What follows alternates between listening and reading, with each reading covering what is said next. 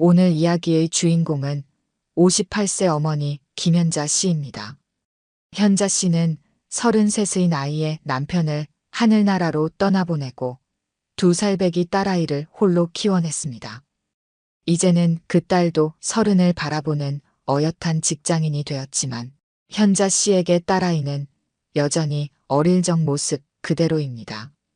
25년 전 남편이 폐암 진단을 받고 채 1년도 버티지 못하고 세상을 떠났을 때는 온 세상이 무너지는 것만 같았습니다. 하지만 현자 씨에게는 울고 있을 시간조차 허락되지 않았습니다. 2살배기 딸아이는 매일 아빠를 찾으며 울었고 당장 내일의 생계도 막막했기 때문입니다. 이야기 계속하기 전에 궁금한데요. 다들 어디서 이 사연을 듣고 계세요? 댓글로 알려주세요. 그리고 구독과 좋아요도 눌러주시면 감사하겠습니다. 이야기 계속할게요. 친정어머니는 그래도 딸이라 다행이다. 아들이었으면 어쩔 뻔했니? 라고 위로하셨지만 현자 씨는 그저 눈물만 삼켰습니다. 보험금으로 받은 돈으로 작은 가게를 차렸습니다. 아침 일찍 문을 열고 밤늦게까지 일했습니다. 어린 딸은 가게 한 구석에서 혼자 놀기를 배워야 했고 유치원에서 돌아와서도 가게에서 숙제를 해야 했습니다. 현자 씨는 새벽같이 일어나 도시락을 싸고 딸의 머리도 예쁘게 묶어주는 것을 한 번도 거르지 않았습니다. 가게 일이 아무리 바빠도 몸이 아파도 그것만큼은 꼭 지켰습니다. 어린 딸의 등교 준비를 돕는 그 시간만큼은 자신이 평범한 엄마일 수 있었기 때문입니다. 애비 없는 자식이라는 소리 듣지 않게 하려고 항상 좋은 것으로 먹이고 입히려 했습니다. 주변에서는 혼자 키우면서 저렇게 애를 응석바지로 키우면 안 된다는 말이 많았습니다. 특히 시어머니는 현자 씨의 양육 방식을 못마땅해 하셨습니다. 애비도 없는 애를 그렇게 응석바지로 키우면 나중에 큰 코 다칠 텐데. 하지만 현자 씨는 개의치 않았습니다. 오히려 더 단단한 마음으로 딸을 챙겼습니다. 반찬 투정하면 곧장 다른 반찬을 해주었고 친구들이 가진 것은 꼭 사주려 했습니다. 학부모 모임에서도 다른 엄마들 못지않게 참여했고 봉사활동이나 바자회도 빠지지 않았습니다. 우리 딸 아빠 없는 게 티나지 않게 해주고 싶었어요. 친구들 엄마들이 사주는 거 있으면 우리 애도 꼭 가지게 해주고 싶었지요. 사는 형편이 빤한 것이니 딸에게 그렇게 정성을 다하는 만큼 현자 씨 본인을 위한 지출에는 인색해질 수밖에 없었습니다. 10년 넘게 같은 옷을 입어도 딸 학원비만은 아끼지 않았고 밥을 굶어도 딸 과외비는 꼬박꼬박 부었습니다. 그렇게 키운 딸이 자라면서 보여준 순간순간들은 현자 씨의 가슴 속에 보석처럼 박혀 있습니다. 초등학교 5학년 때 피아노 경연대회에서 금상을 받아왔을 때의 환한 미소, 중학교 3년 내내 반장을 하며 모범생으로 지냈던 모습, 고등학교 입학식 날 새 교복을 입고 찍은 사진 속 앳된 얼굴까지. 특히 대학교 수시 합격 소식을 듣고 엄마 품에 안겨 펑펑 울던 날은 잊을 수가 없습니다. 그날 밤 딸은 처음으로 아빠 얘기를 꺼냈습니다. 엄마, 아빠가 보시면 좋아하셨겠죠? 그럼 아빠가 하늘에서 보고 계실 거야. 엄마, 정말 고마워요. 저 혼자 키우느라 얼마나 힘드셨어요. 그날따라 달빛이 유난히 밝았습니다. 현자 씨는 그 달빛 아래서 딸과 함께 한참을 울었습니다. 그동안 참았던 눈물이 한꺼번에 쏟아졌습니다. 대학 졸업식 날 학사모를 던지며 환하게 웃던 순간, 첫 직장 출근하는 날 정장 차려입고 나가는 뒷모습까지. 현자 씨는 그 모든 순간들을 사진첩보다 더 생생하게 가슴에 담아두고 힘들 때마다 꺼내보며 위안을 삼았습니다. 가게 운영이 힘들어 밤잠을 설칠 때도, 허리가 아파 움직이기 힘들 때도 딸아이의 해맑은 웃음을 떠올리면 어떻게든 다시 일어설 수 있었습니다. 우리 엄마가 최고야. 나중에 나도 엄마처럼 강한 여자가 될 거야. 고등학생이 된 딸이 문득 그런 말을 했을 때는 참았던 눈물이 왈칵 쏟아질 뻔했습니다. 하지만 현자 씨는 눈물을 보이지 않으려 애썼습니다. 딸에게 강한 엄마로 남고 싶었기 때문입니다. 엄마, 나 소개팅 했어요. 어느 봄날 퇴근길에 들른 딸이 수줍게 말을 꺼냈습니다. 대기업 은행에서 대리로 일하는 남자라고 했습니다. 키도 크고 잘생겼다는 말에 현자 씨는 딸의 상기된 얼굴을 보며 가슴이 설렜습니다. 그 남자를 처음 만난 날은 4월이었습니다. 입구에 들어서는 순간부터 90도로 인사하는 모습에 첫인상부터 마음에 들었습니다. 예의 바르고 말씀도 조리 있게 잘하는 데다가 무엇보다 딸을 바라보는 눈빛이 진심으로 사랑스러워 보였기 때문입니다. 어머님, 제가 현주를 진심으로 사랑합니다. 평생 책임지고 행복하게 해드리겠습니다. 사위 될 사람은 한 달 만에 정식으로 상견례를 요청했고 그 자리에서 프러포즈까지 준비해왔습니다. 반지를 건네며 딸에게 청혼하는 모습이 마치 영화의 한 장면 같았습니다. 어머님도 저희와 함께 사셨으면 좋겠어요. 제가 친어머니처럼 잘 모시겠습니다. 요즘 세상에 장모님과 함께 산다고 하면 다들 만류하지만 저는 오히려 그게 당연하다고 생각합니다. 현주가 이렇게 훌륭하게 자랄 수 있었던 건 다 어머님 덕분이잖아요. 그 말에 현자 씨는 눈시울이 붉어졌습니다. 요즘 세상에 결혼하면서 시어머니는 물론이고 장모까지 모시겠다는 사위가 어디 있겠습니까?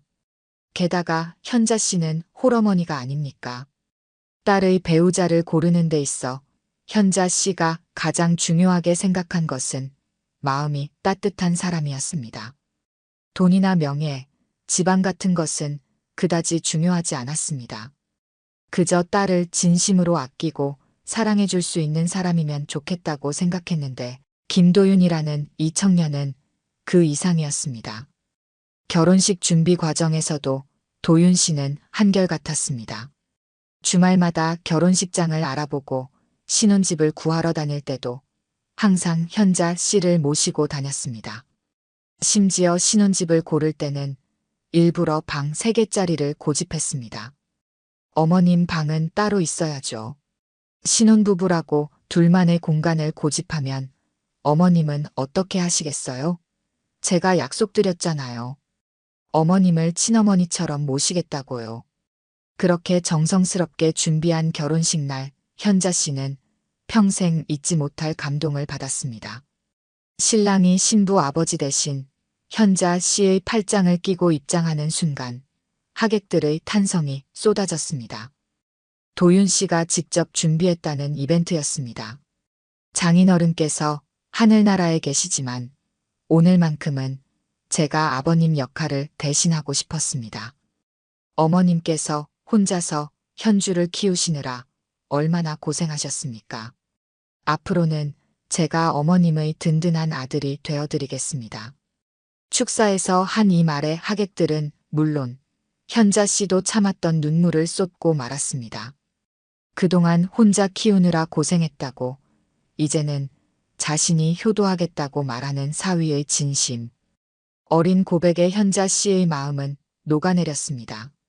신혼집으로 이사한 후에도 도윤 씨의 지극정성은 변함이 없었습니다. 아침마다 출근하기 전에 어머님, 저희 먼저 출근하겠습니다 하고 인사하는 것을 잊지 않았고 퇴근길에는 종종 현자 씨가 좋아하는 과일이나 간식을 사왔습니다. 주말이면 셋이서 등산도 가고 외식도 했습니다. 특히 명절 때는 도윤 씨가 자기 부모님보다 더 현자 씨를 먼저 챙기는 게 눈물나게 고마웠습니다. 차례상을 준비할 때도 현자 씨의 의견을 꼭 물었고 자기 부모님 댁에 가기 전에 늘 현자 씨에게 먼저 세배를 올렸습니다. 우리 사위 장난 아니지? 요즘 세상에 저런 사위가 어디 있겠어. 친구들 모임에 가면 현자 씨는 사위 자랑을 빼놓지 않았습니다. 자식 자랑하기 대회처럼 번지는 모임에서도 현자 씨의 사위 자랑은 단연 으뜸이었습니다. 하지만 이런 행복한 시간도 잠시, 변화의 조짐은 생각지도 못한 순간에 찾아왔습니다. 도윤 씨가 대기업 지점장으로 승진하면서부터였습니다. 승진 소식이 들린 그날만 해도 모두가 기뻐했습니다. 도윤 씨의 부모님이 차린 식사 자리에서 축하 건배가 오갔고 현자 씨도 진심으로 기뻤습니다. 하지만 그날 밤 도윤 씨 어머니의 한마디가 현자 씨의 마음에 작은 생채기를 냈습니다. 이제 지점장 됐으니까 집도 좀 넓은 데로 알아봐야겠어. 그리고 도윤아, 이제 내 집에서 살림해야지. 신혼 때야 장모님이랑 같이 살았다지만. 그 말에 도윤 씨는 어머니, 무슨 말씀을 그렇게 하세요라며 웃어넘겼지만 그날 이후 조금씩 변화가 찾아왔습니다. 퇴근 시간이 점점 늦어졌고 주말에도 골프 모임이다, 직원들과의 회식이다 하며 집을 비우는 일이 잦아졌습니다. 어머님, 죄송해요. 이제 제가 자리를 좀 잡아야 해서요. 처음에는 미안해하며 하던 말들이 점점 당연한 듯이 바뀌어 갔습니다. 늦은 귀가에 대한 설명도 줄어들었고 주말 나들이는 어느새 사라졌습니다. 딸은 그런 남편을 이해한다며 오히려 현자 씨를 달래기 바빴습니다. 엄마, 이해해 주세요. 요즘 은행권이 얼마나 힘든데요. 자리 잡는 게 쉽지 않대요. 그러던 어느 날 딸이 임신 소식을 전했습니다. 기쁜 소식에 현자 씨는 잠시 모든 걱정을 잊었습니다. 첫 손주라는 생각에 가슴이 설렜고 이제 집안이 더욱 화목해질 거라 기대했습니다. 하지만 현실은 정반대로 흘러갔습니다. 도윤 씨의 부모님이 주말마다 찾아오기 시작했습니다. 처음에는 임신한 며느리가 걱정된다며 오시더니 점점 이런저런 간섭이 늘어났습니다. 특히 도윤 씨의 어머니는 은근히 현자 씨를 낮춰보는 듯한 말들을 자주 했습니다. 우리 며느리가 친정어머니랑 같이 살아서 그런지 살림 솜씨가 영 부족하네. 내가 이것저것 좀 가르쳐줘야겠어. 현자 씨는 그런 말을 들을 때마다 가슴이 아팠지만 딸의 행복을 위해 참았습니다. 하지만 점점 그런 상황들이 많아졌습니다. 임신한 딸의 입덧이 심할 때도 죽을 끓여주려 하면 어머님, 저희 어머니가 오셔서 해주신다고 하셨어요 라는 말에 발걸음을 돌려야 했습니다. 장을 보고 와도 어머님, 저희 어머니께서 보내주신 게 있어서요라며 냉장고에 들어갈 자리조차 없었고 김치를 담그려 해도 어머님, 저희 어머니가 담가주신다고 하셨는데 라는 말이 돌아왔습니다. 더 서운했던 것은 딸의 변화였습니다. 예전 같으면 엄마가 해주시는 게 최고예요 라며 엄마 편을 들어주던 딸이 이제는 시어머니의 말만 듣기 시작했습니다. 엄마, 요즘은 이런 게 더 좋대요. 어머님이 알려주신 건데. 엄마, 그냥 어머님 하시는 대로 하시죠. 어머님이 더 경험도 많으시잖아요. 한 번은 딸의 태교 음악회를 간다고 했는데 도윤 씨 부모님만 모시고 갔다는 걸 나중에 알게 됐습니다. 딸은 엄마는 피곤하실까봐라고 했지만 현자 씨는 그 말이 핑계인 것을 알았습니다. 설상가상으로 도윤 씨의 지점이 바뀌면서 이사 이야기가 나왔습니다. 새로 알아보는 집들은 하나같이 현자 씨의 방이 없는 구조였습니다. 처음에는 나중에 더 좋은 집으로 가면이라고 하더니 점점 노골적으로 현자 씨를 밀어내기 시작했습니다. 어머님, 새 집은 좀 좁아서 아무래도 어머님은 따로 방을 못 드릴 것 같아요. 그 말을 하는 사위의 눈빛은 더 이상 처음 만났을 때의 따뜻함이 없었습니다. 오히려 미안함보다는 당연하다는 듯한 태도였습니다. 더 가슴 아픈 것은 그 옆에서 침묵하는 딸의 모습이었습니다. 그러던 어느 날이었습니다. 도윤 씨가 평소와 다르게 일찍 퇴근을 했습니다. 딸도 휴가를 냈다며 집에 있었습니다. 두 사람이 무언가 심각한 얘기가 있다는 듯 현자 씨를 거실로 불렀습니다. 어머님, 죄송한데 저희 부모님께서 아이 태어나면 한 6개월 정도 와서 계시겠다고 하시네요. 도윤 씨가 조심스럽게 입을 열었습니다.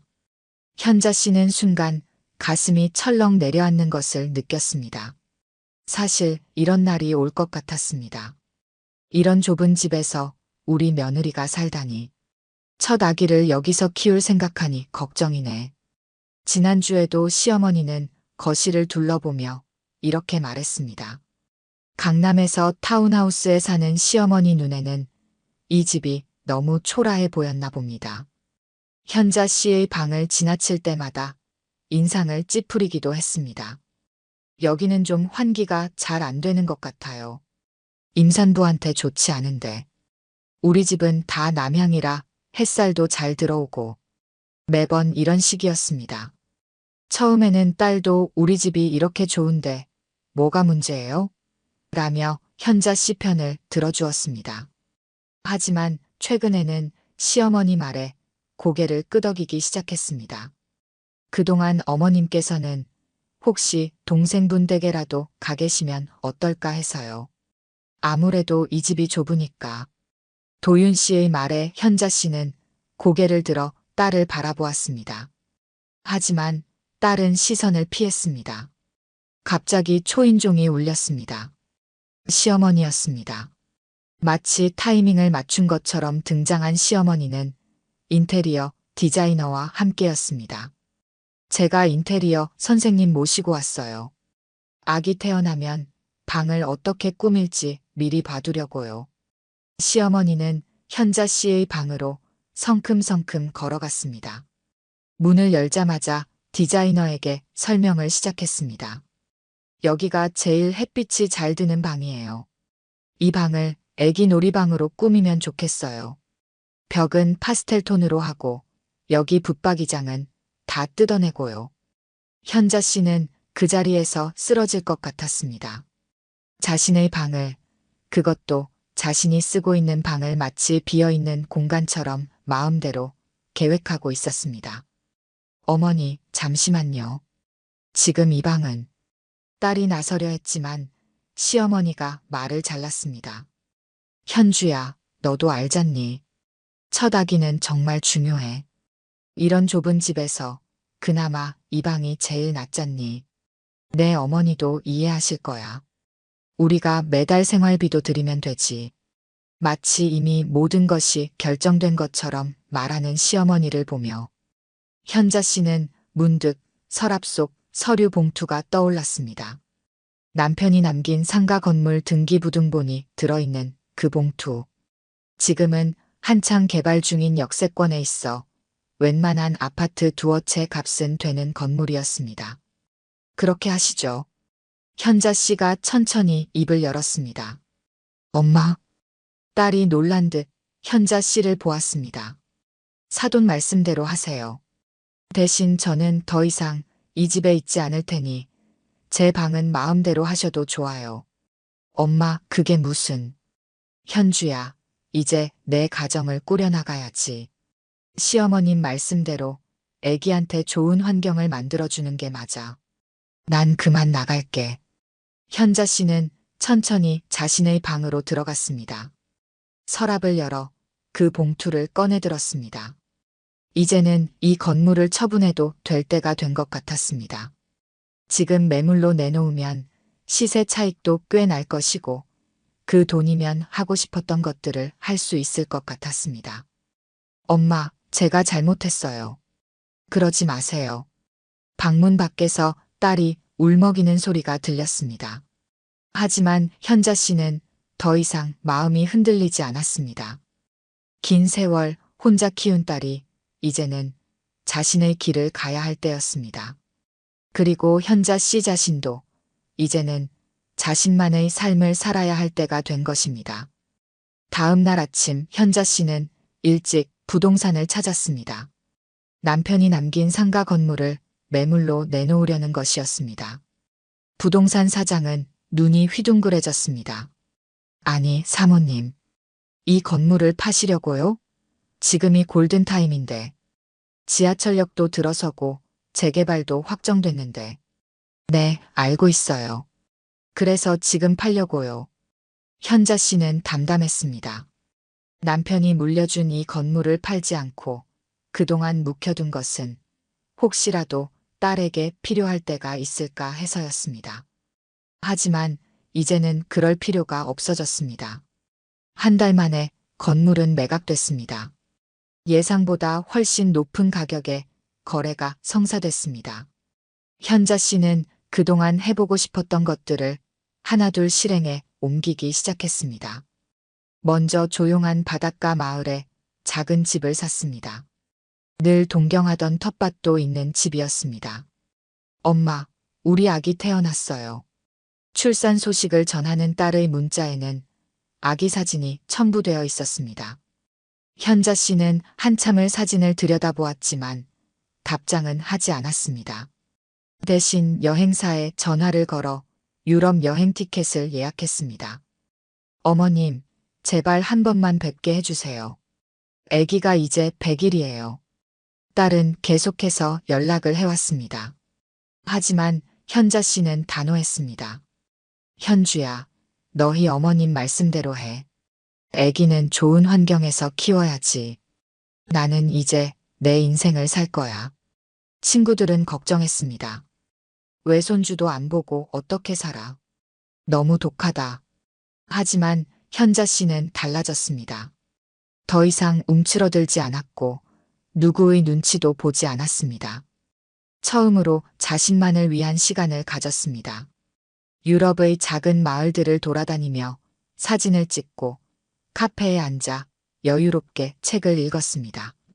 3개월간의 유럽 여행을 마치고 돌아온 현자 씨는 바닷가 집에서 텃밭을 가꾸기 시작했습니다.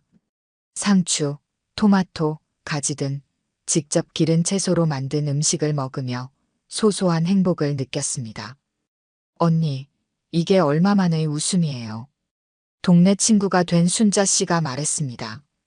현자 씨는 그제야 자신이 환하게 웃고 있다는 걸 깨달았습니다. 그러게요. 이제야 제 인생을 사는 것 같아요. 어느 날 도윤 씨 어머니가 동창회에 갔다가 우연히 현자 씨의 소식을 들었다고 합니다. 역세권 대형 상가 건물을 처분하고 세계 여행을 다녔다는 이야기였습니다. 그제야 시댁은 발칵 뒤집혔다고 합니다. 장모님이 그런 재산이 있는 줄 몰랐다며 발을 동동 구르시더라고요. 에이, 이제 와서요. 현자 씨는 담담하게 웃었습니다. 더 이상 그들의 이야기에 마음이 흔들리지 않았습니다. 1년이 지난 어느 날 딸이 바닷가 집을 찾아왔습니다. 돌이 지난 아이를 안고서였습니다. 엄마, 저희가 잘못했어요. 이제 와서 후회해도 소용없겠지만. 현주야, 난 지금이 참 좋아. 내가 이렇게 찾아와줘서 고맙고.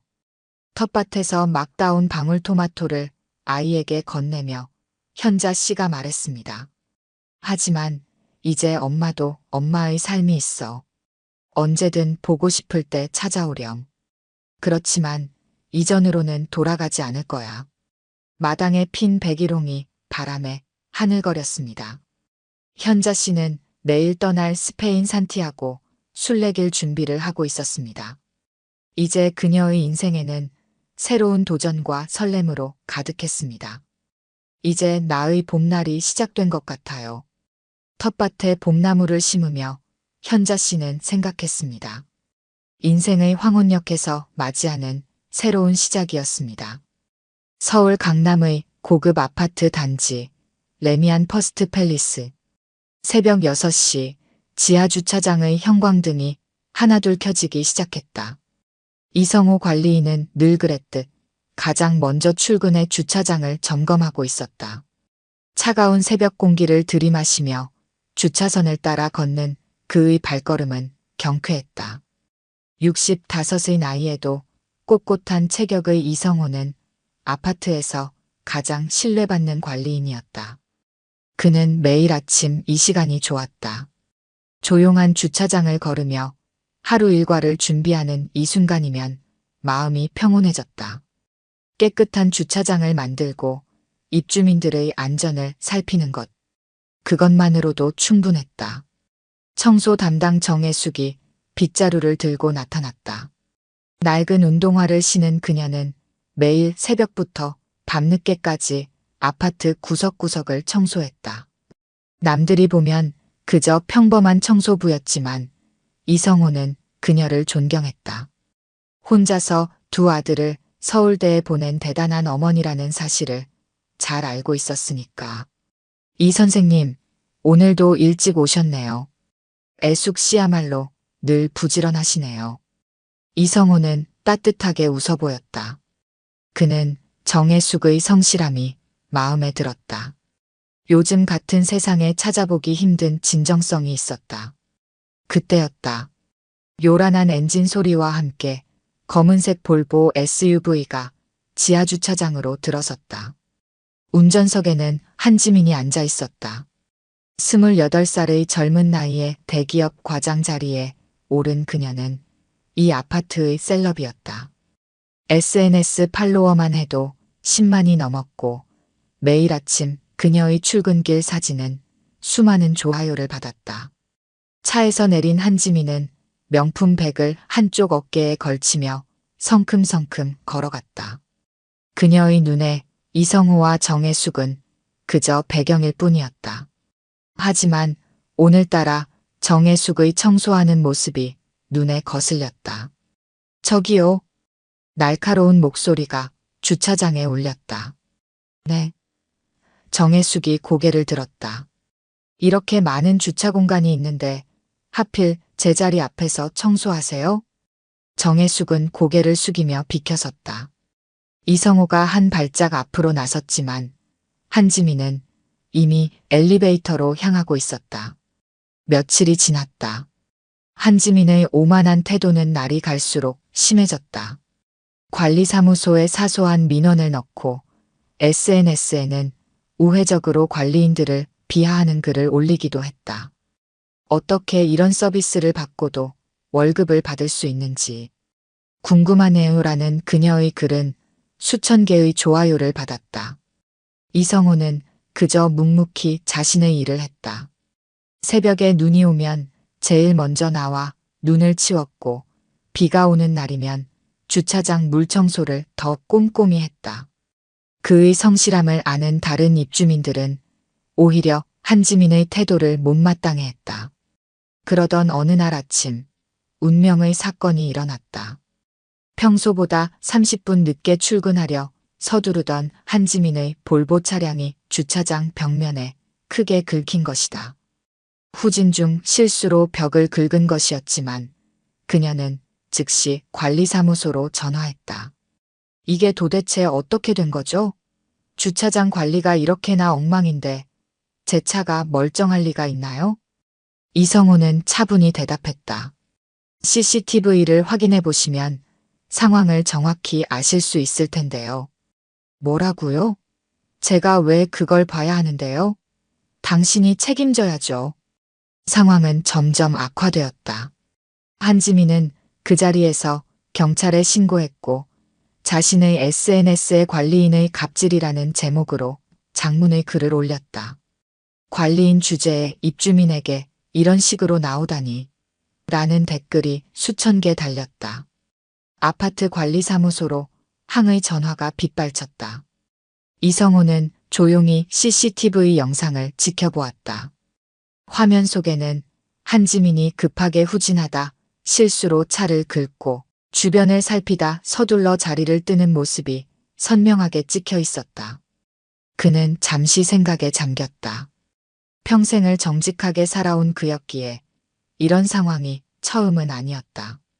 하지만 이번만큼은 뭔가 다른 방식으로 해결해야 할 것 같았다. 한지민의 SNS 글은 삽시간에 퍼져나갔다. 갑질 관리인 고발이라는 해시태그와 함께 그녀의 글은 수만 건의 공유를 기록했다. 영상 크리에이터들은 앞다투어 이 사건을 다루기 시작했고 온라인 커뮤니티에서는 아파트 관리인들의 횡포를 성토하는 글들이 쏟아졌다. 제 차가 긁혔는데 CCTV를 확인하라뇨? 관리인이 책임져야 하는 거 아닌가요? 요즘 관리인들 진짜 건방지더라고요. 월급 받고 일하면서 저렇게 무책임해도 되나요? 댓글들은 계속해서 달렸고 한지민의 팔로워 수는 급격히 늘어났다. 그녀는 추가 게시물을 올렸다. 제가 여기서 살면서 겪은 일들을 하나하나 폭로하려고 합니다. 관리인의 태도, 이건 정말 아니잖아요. 아파트 주민 온라인 카페에도 글이 올라왔다. 익명의 주민들이 이성호의 평소 언행을 문제 삼기 시작했다. 하지만 정작 그를 아는 주민들의 반응은 달랐다. 이 관리인님이 그럴 리가 없는데 매일 아침 저렇게 성실하신 분을. 한지민은 변호사까지 불렀다.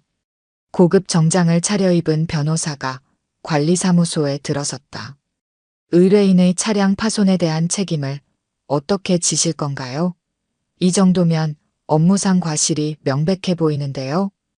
이성호는 묵묵히 듣고만 있었다. 변호사의 말이 끝나자 그는 조용히 입을 열었다. CCTV 영상이 있습니다. 경찰이 오시면 함께 확인하시죠. 한지민이 버럭 소리를 질렀다. 아직도 그 말씀만 하세요? 당신 이러다 경찰서 가게 될 거예요. 정혜숙이 청소도구를 들고 지나가다 이 광경을 보았다. 그녀는 이성호를 걱정스럽게 바라보았다. 요즘 같은 세상에 이런 일이 커지면 어떻게 될지 모르는 일이었다. 그때였다. 신고받고 나왔습니다. 2명의 형사가 관리사무소 문을 열고 들어섰다. 베테랑처럼 보이는 형사가 앞장서서 들어왔다. 한지민의 얼굴에 승리의 미소가 번졌다. 변호사는 서류 가방을 만지작거렸다. 이성호는 천천히 자리에서 일어났다. CCTV 화면을 보여드리겠습니다. 모두가 모니터 앞으로 모였다. 이성호가 키보드를 두드리자 새벽의 주차장이 화면에 나타났다. 시간은 오전 7시 15분. 한지민의 볼보 차량이 화면에 들어오고 있었다. 아무도 입을 열지 않았다. 이제 곧 모든 것이 밝혀질 순간이었다. 관리사무소의 공기가 무거웠다. 형사들이 모니터 앞에 자리를 잡고 한지민과 그녀의 변호사도 그 뒤에 섰다. 이성호는 조용히 마우스를 움직여 해당 시간의 영상을 찾았다. 여기가 오늘 새벽 7시 15분입니다. 화면에는 한지민의 볼보가 빠른 속도로 후진하다 벽면을 긁는 장면이 선명하게 보였다. 차에서 내린 그녀가 주변을 둘러보고 급하게 자리를 뜨는 모습까지 고스란히 담겨 있었다. 잠깐만요. 다시 한 번만 보여주시겠습니까? 베테랑 형사가 영상을 유심히 들여다보았다. 그리고 무언가 깨달은 듯 이성호를 바라보았다. 혹시 맞나요? 12년 전 강남서에서요.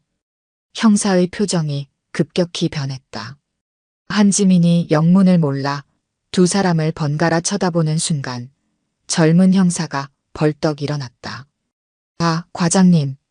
이분이 조용히 해. 선배 형사가 후배의 말을 자르며 이성호에게 고개를 숙였다.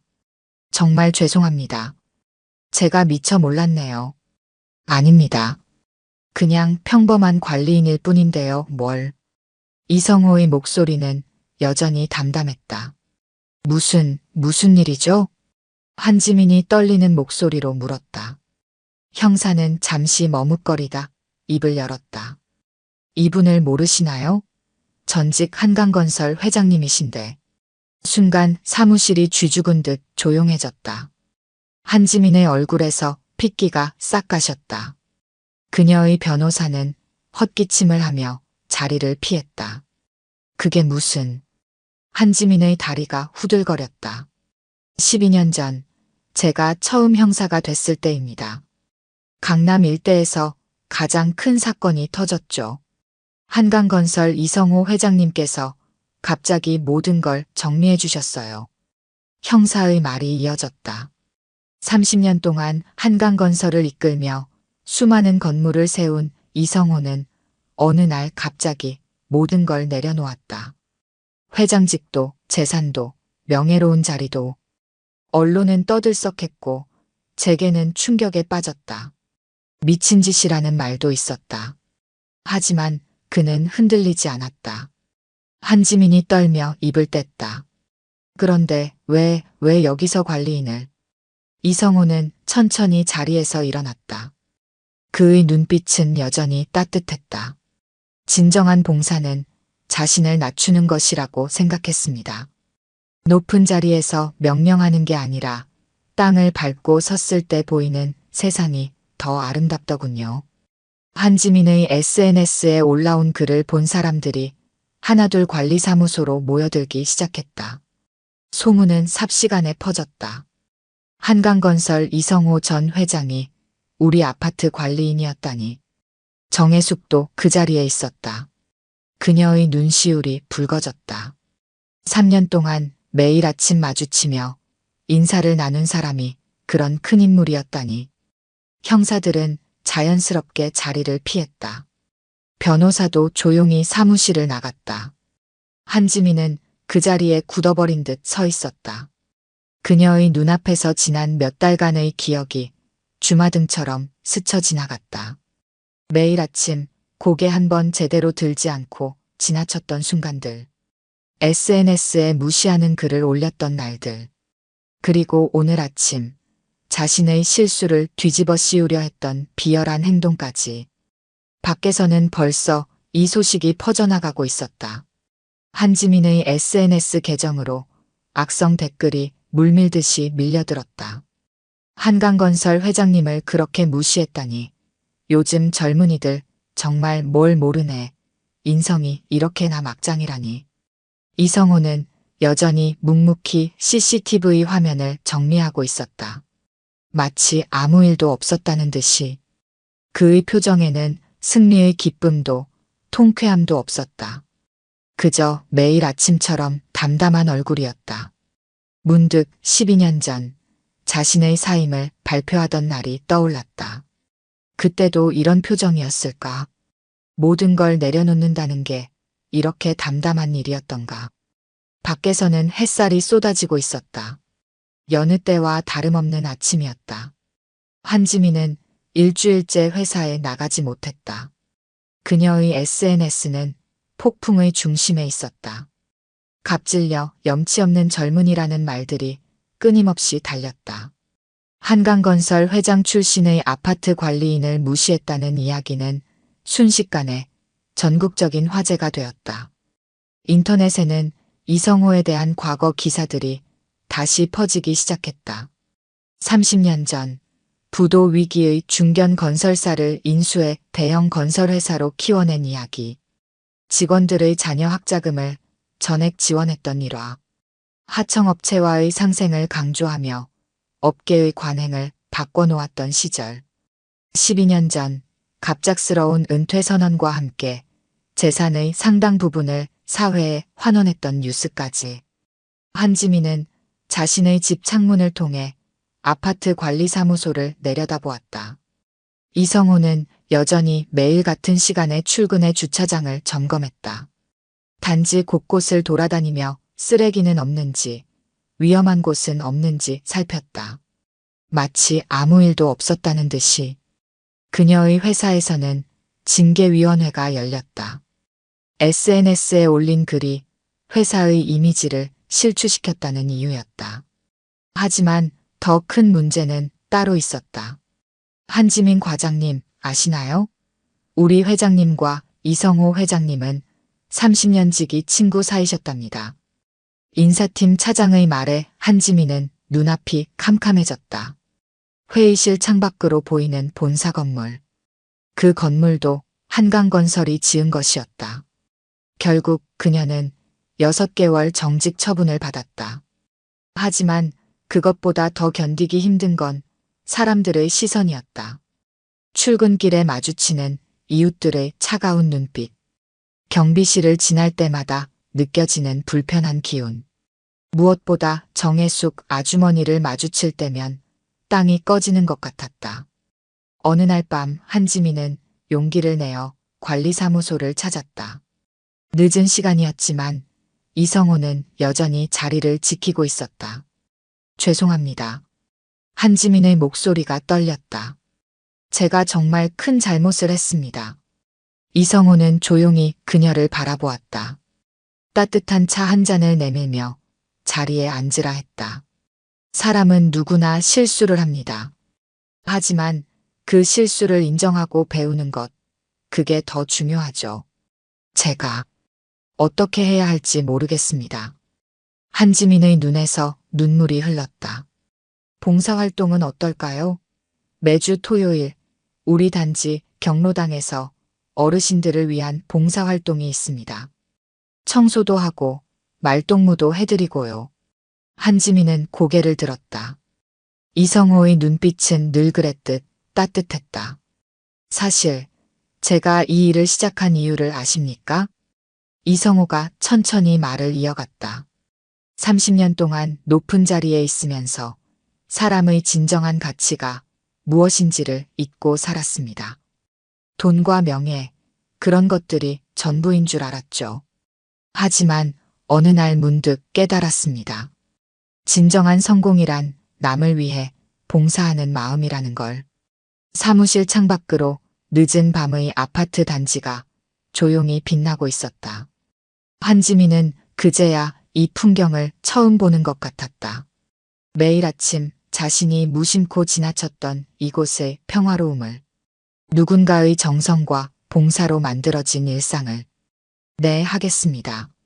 한지민이 고개를 숙였다. 봉사활동 시작하고 싶습니다.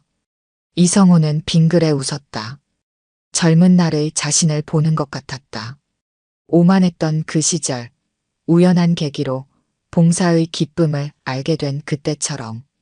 다음 날 아침 한지민은 평소보다 일찍 일어났다. 주차장에서 청소를 하고 있는 정혜숙 아주머니에게 다가갔다. 제가 도와드릴 일은 없을까요? 정혜숙은 잠시 놀란 듯 그녀를 바라보더니 묵묵히 빗자루 하나를 건넸다. 멀리서 이성호가 그 모습을 지켜보았다. 따뜻한 아침 햇살이 서서히 주차장을 비추기 시작했다. 1년 후, 이른 봄의 어느 아침, 경로당 앞 작은 정원에서는 한지민이 꽃밭을 가꾸고 있었다. 매주 토요일 봉사활동으로 시작한 일이 이제는 그녀의 일상이 되어 있었다. 출근 전 이른 아침, 퇴근 후의 저녁, 그녀는 틈틈이 이곳을 찾았다. 지민아, 벌써 왔어? 정혜숙이 따뜻한 커피를 들고 다가왔다. 이제는 서로를 친딸, 친모처럼 아끼는 사이가 되어 있었다. 네, 오늘 심을 꽃들이 도착했거든요. 어르신들이 좋아하실 것 같아서 심으려고요. 한지민은 흙 묻은 손을 털며 일어섰다. 그녀의 SNS는 여전히 10만 팔로워를 유지하고 있었다. 하지만 이제는 갑질녀가 아닌 다른 이야기들로 채워져 있었다. 매주 토요일 봉사활동 이야기, 어르신들과 함께 찍은 사진들, 아파트 주민들과 나누는 따뜻한 일상의 순간들. 요즘 젊은이들, 이런 걸 배워야 해. 세상에 이런 청년도 있구나. 감동이에요. 진정한 인플루언서는 이런 거죠. 댓글들도 달라졌다. 회사로 복귀한 한지민은 이제 신입사원 교육을 맡고 있었다. 겸손과 봉사 정신의 중요성이라는 주제로 그녀가 진행하는 강의는 신입사원들 사이에서 인기가 높았다. 여러분, 성공이란 무엇일까요? 1년 전의 저는 그저 돈과 명예, 인정받는 것이 전부라고 생각했습니다. 하지만 진정한 성공은 높은 곳이 아닌 낮은 곳에서 찾을 수 있었습니다. 매일 아침 묵묵히 주차장을 청소하시는 분들, 쓰레기를 분리수거하시는 분들, 우리의 안전을 위해 밤낮 없이 일하시는 분들. 그분들이 계셨기에 우리가 이렇게 편하게 살 수 있는 것입니다. 한지민은 잠시 숨을 고르더니 이어 말했다. 제가 만난 한 분은 대기업 회장직에서 내려와 아파트 관리인이 되셨습니다. 처음에는 이해할 수 없었죠. 하지만 이제는 압니다. 그분이 보여주신 것은 단순한 봉사가 아닌 인생의 진정한 가치였다는 것을요. 여러분, 우리가 꿈꾸는 성공이란 게 과연 무엇일까요? 남들에게 인정받는 것? 아니면 우리 스스로가 행복해지는 것? 저는 이제 알게 되었습니다. 진정한 성공이란 우리가 서 있는 자리에서 누군가에게 따뜻한 빛이 되어주는 것이라는 걸 말입니다. 그날도 여느 때처럼 이성호는 이른 아침 주차장을 점검하고 있었다. 달라진 것이 있다면 이제는 혼자가 아니라는 것이었다. 매일 아침 서너 명의 입주민들이 그와 함께 단지를 돌았다. 한지민이 시작한 작은 변화가 조금씩 퍼져나가고 있었다. 이제 곧 은퇴하신다면서요?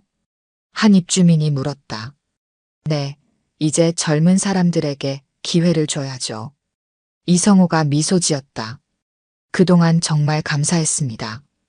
덕분에 우리 아파트가 많이 달라졌어요. 아니요, 달라진 건 제가 아니라 여러분입니다. 그때 멀리서 한지민이 걸어오고 있었다. 이제는 명품 가방 대신 소박한 캔버스백을 메고 있었다. 하지만 그녀의 표정은 1년 전보다 훨씬 밝았다. 이 선생님, 오늘 마지막 출근이시죠? 그렇네요. 제가 선생님 후임으로 지원했습니다. 이성호의 눈이 커졌다. 회사는 어쩌고요? 사표 냈어요. 이제야 제가 진정으로 하고 싶은 일을 찾은 것 같아서요. 봄바람이 살랑 불어왔다. 아파트 단지에 벚꽃이 하나둘 피어나기 시작했다. 사람은 누구나 자신만의 시간이 필요한 것 같아요. 전 이제야 그걸 알았습니다. 한지민의 목소리가 흔들렸다. 선생님께서 제게 그 시간을 만들어주셨어요. 이성호는 말없이 고개를 끄덕였다. 30년 전 누군가가 자신에게 그랬던 것처럼 이제 제가 선생님의 그 마음을 이어받고 싶습니다. 사람들에게 진정한 성공이 무엇인지, 삶의 진정한 가치가 무엇인지를요. 저 멀리 아파트 입구에서 등교하는 아이들이 보였다. 새로운 하루가 시작되고 있었다. 지민 씨가 여기 있다면 난 이제 안심하고 떠날 수 있겠네요. 이성호의 눈가에 잔잔한 미소가 어렸다. 봄볕이 온 단지를 따뜻하게 비추고 있었다. 어제와 같은 풍경이지만 모든 것이 새롭게 보이는 아침이었다.